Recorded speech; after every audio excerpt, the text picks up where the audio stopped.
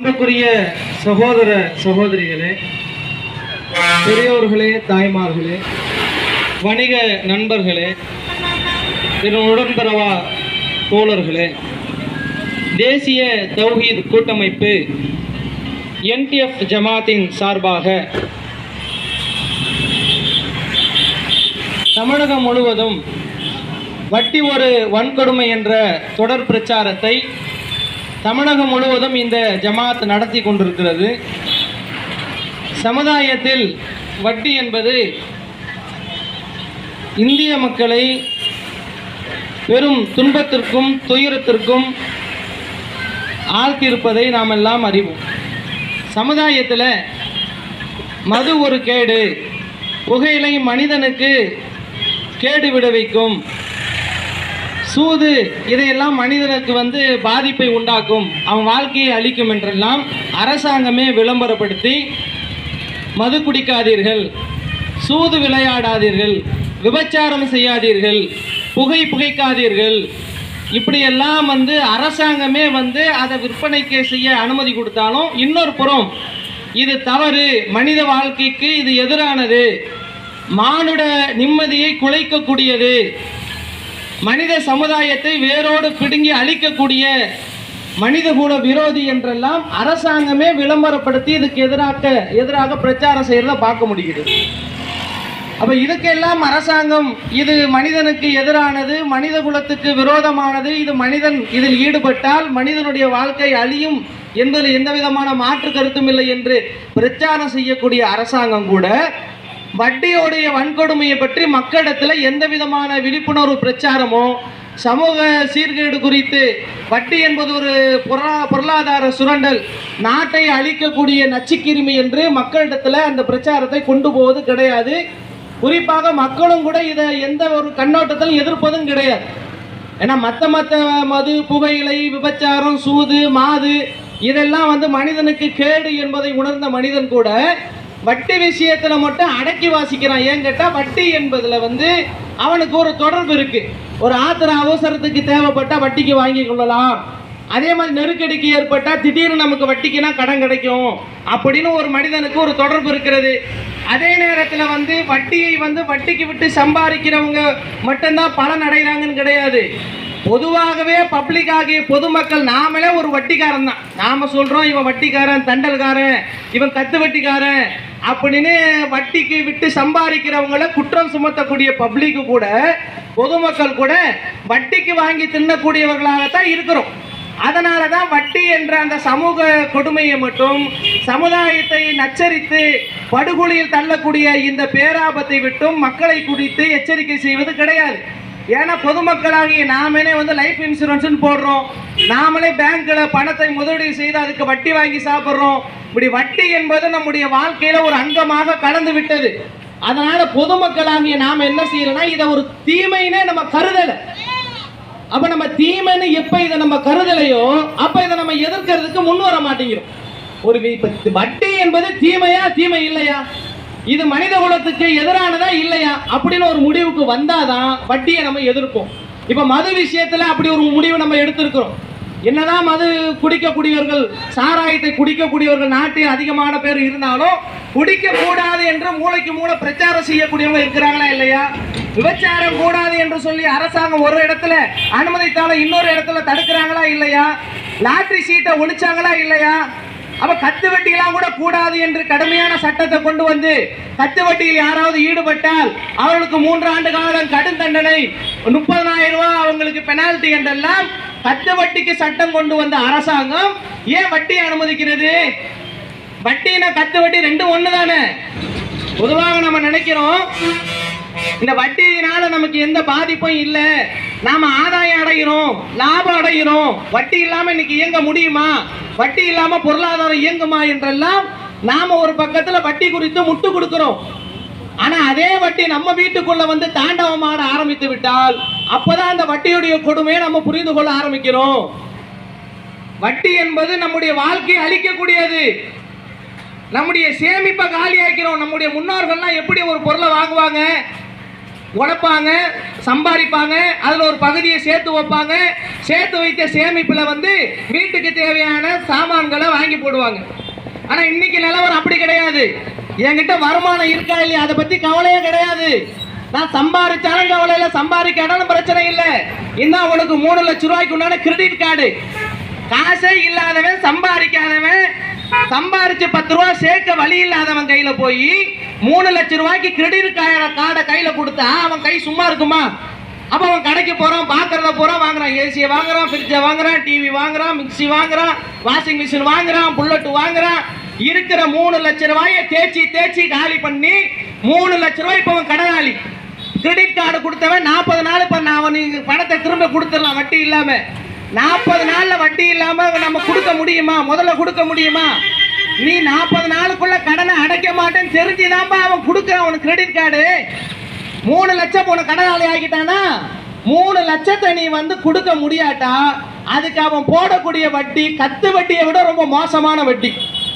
நாம பேசுற கத்து வட்டியால அங்க தீ குளிச்சாங்க, திருநெல்வேலியில ஒரு குடும்பமே தீ குளிச்சிருச்சு, வேலூர்ல விஷத்தை குடிச்சு செத்துட்டாங்க, மதுரையில ஒரு குடும்பம் தூக்குல தொங்குறாங்க அப்படின்னு கத்து வட்டி கொடுமையை பேசுற அரசாங்கம், கத்து வட்டியை பத்தி பேசக்கூடிய பொதுஜனம் பொதுவாகவே வங்கியில கொடுக்கிற வட்டியே கத்து வட்டி தான்டா. அதுவே மனிதனுடைய ரத்தத்தை குடிக்கிற வட்டி தான். இவன் ஏழை, இவன் கூலி தொழிலாளி, இவன் பஞ்ச பராதி, ஒரு நாளைக்கு 300க்கோ 400க்கோ மூட்டை தூக்குற ஒரு தொழிலாளின்னு தெரிஞ்சுக்கிட்டு அவங்கிட்ட 3 லட்சம் ரூபாய்க்கு உண்டான அந்த கடன் அட்டையை கொடுக்கறான ஒரு வங்கி. அப்ப இவன் பகல் கொள்ளக்காரனா இல்லையா? இவன் கத்து வட்டிக்காரனா இல்லையா? அவன் 3-4 லட்சம் ரூபாய்க்கு இருக்கிற கடன் அட்டையை போட்டு தேய்ச்சி கடனை வாங்கி வட்டி கட்ட முடியல. ஒரு முறை 2 முறை சொல்லி பாப்பான் பேங்குக்காரன், நாகரிகமா சொல்லுவான். கட்ட முடியலன்னு தெரிஞ்சவன ஆட்டோல வந்து ஒரு 4 தடி எனக்கு இறங்குவானுங்க. இறங்கி வீட்டுக்குள்ள வந்து மிரட்டுவான், அடிப்பான், அசிங்கப்படுத்துவான், கேவலப்படுத்துவான், நம்ம குடும்பத்துடைய 10 தலைமுறையை இழுத்து அவமானப்படுத்துவான். நம்ம ஒரு 3 லட்சம் ரூபா 2 லட்சம் ரூபா வட்டி கட்ட முடியாம வெக்கி தலை குனிந்து மானத்துக்கும் ரோசத்துக்கு அஞ்சி பல குடும்பங்கள் தூக்குல தொங்குறாங்களா இல்லையா? ஊரை விட்டு ஓடுறாங்களா இல்லையா? ஆனா பெரிய பெரிய முதலாளிகள், பெரும் முதலைகள், பன்னாட்டு நிறுவனத்துடைய முதலாளிகள் எல்லாம் அவங்களுக்கு எவ்வளவு லட்சக்கணக்கான கோடியை கொடுத்துட்டு இந்த பேங்க் தள்ளுபடி பண்றான்னு உங்களுக்கு தெரியுமா? நம்ம நாட்டில் இருக்கிற ஒரு விவசாயி அவருடைய நிலத்துக்கு பயிரிடுவதற்காக உரம் போடுவதற்கு ஒரு 50,000 ரூபாய் லோன் போட்டு எடுத்து அதை கட்ட முடியாட்டா அவரை என்ன பாடுபடுத்துறான்? அவரை எவ்வளவு கேவலப்படுத்துறான்? அவரை உளவியல் ரீதியா மிரட்டுறான், அடிக்கிறான், கொடுமைப்படுத்துறான், ஆடு ரவுடியை கூட்டிட்டு வந்து கட்ட பஞ்சாயத்து பண்றான், பேங்குக்காரனே பண்றான். கடைசியில மானத்துக்கு அஞ்சி அந்த கடமையை அடைக்க முடியாம இனி உயிரோட வாழ்றதுல எந்த நியாயமும் இல்ல. இப்படி மானத்தை இழந்து வாழ்வதற்கு ஏதாவது மண்ணெண்ணெயை ஊத்திட்டு கொழுதிட்டு சாவடான்னு சொல்லி ஒரு விவசாயி சாவறானே, அதற்கு காரணம் என்ன? இந்த வட்டி இல்லையா? இந்த பேங்க் கொடுக்கக்கூடிய கட்டுவட்டி இல்லையா? அப்ப இந்த மாதிரி நாட்டில் அதிகமான கொலைகள், தற்கொலைகள், இது போன்ற விபத்துகள் ஏற்படுவதற்கு இந்த வட்டி காரணமா இல்லையா? பல குடும்பத்தை கூண்டோடு ஒழிக்கக்கூடிய இந்த வட்டியை நாம ஏன் இன்னும் எதிர்க்காம இருக்கிறோம்? இது ஒரு பக்கம் பேங்க்ல நடக்கிற கொள்ளை. அடுத்ததா வந்து மனிதனுடைய பேராசையை தூண்டுறான் பன்னாட்டு நிறுவனங்கள். ஒரு நாளைக்கு டிவியை திறந்தா எத்தனை விளம்பரம், திரும்ப திரும்ப விளம்பரத்தை போட்டு காட்டி ஒரு கூலி தொழிலாளி பொண்டாட்டி கேட்கிறா, எனக்கு 20,000 ரூபாய்க்கு நீ ஃப்ரிட்ஜ் வாங்கி கொடு, அந்த கண்ணாடி போட்டிருக்கிற மாதிரி வாஷிங் மிஷின் இருக்க அதை வாங்கி கொடு, 36-40 இன்ச்சில LED டிவி வாங்கித்தான் யாரு கேட்கிறா? இந்த இருக்க கிராமத்துல இருக்கிற திருக்கடையூர்ல இருக்கக்கூடிய கிராமத்துல வசிக்கக்கூடிய வீட்டுல கூட கூலி தொழிலாளி பொண்டாட்டிக்கு கூட கேட்கிறாங்க, எனக்கு 40,000 ரூபாய் வாஷிங் மிஷின் வேணும், எனக்கு பெரிய ஆள் உயர ஃப்ரிட்ஜ் வேணும், எனக்கு வீட்டுக்கு LED டிவி வேணும், வாஷிங் மிஷின் வேணும், ஏசி வேணும். யாரு கேட்கிறா? 1 லட்சம் ரூபாய் சம்பாதிக்கிறேன் அவன் பொண்டாட்டி கேட்கல, கவர்மெண்ட் ஸ்டாஃப் உடைய பொண்டாட்டி கேட்கல, ஐடி நிறுவனத்துல வேலை பார்க்கிறோம் பொண்டாட்டி கேட்கல. ஒரு நாளைக்கு 350 ரூபா 400 ரூபான்னு சொல்லி டீ கடையில இருக்கிற மாஸ்டர் பொண்டாட்டி கேட்கறாங்க, மூட்டை தூக்குற கூலி தொழிலாளி பொண்டாட்டி கேட்கறாங்க, 5க்கு 10க்கு ஆட்டோ ஓட்டுற டிரைவருடைய பொண்டாட்டி கேட்கறாங்க. ஏன் கேட்கறாங்க? இவங்களுக்கு இது எப்படி தெரியும்? இவங்க அம்மியில தானே மசாலா அரைச்சாங்க ஒரு 30 வருஷத்துக்கு முன்னாடி, 20 வருஷத்துக்கு முன்னாடி. நெல்லை தானே கையில வச்சு குத்துனாங்க, திருக்கையில போட்டு அரிசி அரைச்சாங்க. இப்ப ஏன் வந்து எலக்ட்ரானிக் சாமான்ல தான் சமையல் ஆக்குவாங்கன்னு கேட்கறாங்களே, இவங்களுக்கு எப்படி தெரியும்? டிவி வாங்கி வச்சு டிவில வர விளம்பரம் இருக்கு இல்லையா, ஒரு மனிதனுடைய உளவியல் மாற்றம் அது. அப்ப நம்மள அவன் என்ன செய்யறான்? கையில காசு இல்லைங்க, கொண்டாட்டி கேட்க வாங்கி கொடுங்க, வாங்கி தர முடியாமா? நானே 100க்கு 200 போய் கூலி தொழில் செய்யறேன், நான் எப்படி வாங்கி தர முடியும்? நீங்க ஏங்க கவலைப்படுறீங்க? இந்த கடன் கொடுக்கறது தயாரா இருக்கிற வாங்க கடை கூட்டிட்டு போறேன்னு சொன்னா TV, fridge, washing machine, AC என்ன வேணும் எல்லாத்தையும் அள்ளி தூக்கிட்டு வரலாம். மாசான 2500 ரூபா தாங்க, 1500 ரூபா தாங்க. டிவிக்கு 1500, மிக்சிக்கு ஒரு 500, வாஷிங் மிஷினுக்கு ஒரு 3000, அப்படி கணக்கு பண்ணி பார்த்தா மாசம் ஒரு 11000 ரூபாய் இஎம்ஐ மட்டும் கட்டணும். இவன் சம்பளம் 15000 ரூபாய். வேற நான் மண்ணைய அள்ளி தின்னுவான். வீட்டுல எப்படி குடும்பம் நடத்துறது? அப்ப ஆசைப்பட்டு எல்லா பொருளையும் வாங்கி குமித்து கடைசியில அந்த கடனை அடைக்க முடியாம வாங்கி வச்ச டிவியை வந்து தூக்கிட்டு போயிட்டான், இஎம்ஐ கட்டலன்னு. ஃப்ரிட்ஜியை தூக்கிட்டு போயிட்டான், ஏசியை காட்டிட்டு போயிட்டான். ஒரு சாமான் இல்லாம எல்லாத்தையும் திரும்ப கழட்டிட்டு போ. எதுக்கு இந்த வெட்டி பந்தா? எதுக்கு இந்த வீண் பெருமை? எதுக்கு மாட்ட? அதாவது பூனை வந்து புளிய பார்த்து சூடு போட்டுக்கிச்சான். அந்த கதையில இருக்கப்பட்ட அள்ளி முடியறாயா, அவன் நல்லா சம்பாதிக்கிறான், பொண்டாட்டிக்கு நகைய கால்ல இருந்து கழுத்து வரைக்கும் பூட்டுறான். நீ ஏழை தானே, நம்ம கையில ஆண்டவன் எவ்வளவு கொடுத்தானோ அதை வச்சு வாழ அறிவு இல்லையா? நம்ம ஒரு நாளைக்கு 300 400 தான் நமக்கு சம்பாத்தியம்னா, நமக்கு நம்முடைய வருமானத்துல இருந்து ஒரு பகுதியை நமக்கு சேர்க்க முடியலன்னா, அப்ப நமக்கு வந்து இவ்வளவுதான் வருமானம் நம்ம தெரிஞ்ச பிறகு நம்ம போய் கடன் வாங்கலாமா? இது பைத்தியக்காரன் தானே இல்லையா? இது தற்கொலை முயற்சி இல்லையா? அப்ப நாம வரவுக்கு மீறி செலவு, விரலுக்கேற்ற வீக்கம் இருக்கிறத உணராம அளவுக்கு மீறி ஆசை, பேராசை, பகட்டு, மற்றவங்கள மாதிரி நானும் மிடுக்கா இருக்கணும்னு எப்ப மனிதன் வந்து தவறான இந்த நுகர்வு கலாச்சாரத்துக்குள்ள சிக்கி பின்னாடி நோய் முதல் நாடி ஒரு நோயை நல்லாக்கணும், அதோடைய அடிப்படையை கண்டுபிடிச்சாலும் நல்லாக்க முடியும். இந்த வட்டி என்னும் சுரண்டலை, பொருளாதார சுரண்டலை, மனித இனத்தை அழித்து இரக்கமற்ற மனிதர்களை உருவாக்கக்கூடிய வட்டி என்னும் அரக்கனை ஒழிக்காத வரைக்கும் இந்த நாடு தலைக்காது, இந்த நாடு முன்னேறாது. ஏன்னா நம்மளை ஆட்சி செய்யக்கூடிய அரசாங்கம் மக்கள் மேல இரக்கமுள்ள அரசாங்கம் கிடையாது. சர்வாதிகாரியை விட ரொம்ப கொடூரமானவர்கள் ஆட்சி கட்டில உட்கார்ந்து இருக்கிறாங்க. அவங்க கிட்ட ஜீவகாருண்யத்தை எதிர்பார்க்க முடியாது. அவங்க உங்களை காப்பாற்ற மாட்டாங்க.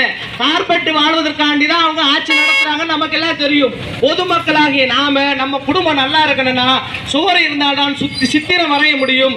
நாம நல்லா இருந்தாதான் நம்ம குடும்பம் நல்லா இருக்கணும் நினைச்சீங்கன்னா, எப்படி புகை மனிதனுக்கு பகையோ, மது எப்படி வீட்டுக்கு கேடோ, சூது எப்படி மனிதனுக்கு கேடோ, விபச்சாரம் மனிதனுக்கு எப்படி கேடோ, அது போல இந்த வட்டியை நாம் ஒழிக்காத வரைக்கும் இந்த நாடு மீளாது, மனிதன் முன்னேற முடியாது என்பதை உங்கள்கிட்ட நினைவூட்டியவனாக இவ்வளவு கொடூரமான வட்டியை குறித்து இஸ்லாம் சொல்கிறது. வட்டி என்னும் இந்த பாவத்தை விட்டு விலகிக் கொள்ளுங்கள், வட்டியை உண்ணாதீர்கள். வட்டியை உண்ணக்கூடியவன் நாளை மறுமையிலே பைத்தியமாக எழுவான் என்றெல்லாம் இஸ்லாம் கடுமையாக வட்டியை குறித்து எச்சரித்திருக்கிறது. இருக்கிறத வச்சு எப்ப வாழக்கூடிய மனநிறைவு தமிழர்களுக்கு வருகிறதோ அப்பதான் இந்த தமிழன் முன்னேறுவானே தவிர, அது வரைக்கும் இது போல மேலை நாட்டவனுக்கும் மார்வாடிக்கும் அடிமைப்பட்டு வீட்டை எழுதி கொடுத்து சொத்தை எழுதி கொடுத்து கொத்தடிமைகளாகத்தான் காலத்தை கழிக்க வேண்டியிருக்கு என்பதை உணர்ந்து இந்த தீமையிலிருந்து விடுபடுங்கள் என்று உங்களை அன்புடன் கேட்டுக்கொள்கிறது. NTF என்னும் தேசிய தௌஹீத் கூட்டமைப்பு. வாஹிர் தாவானா அல்ஹம்துலில்லாஹி ரப்பில் ஆலமீன். எல்லா புகழும் இறைவனுக்கு.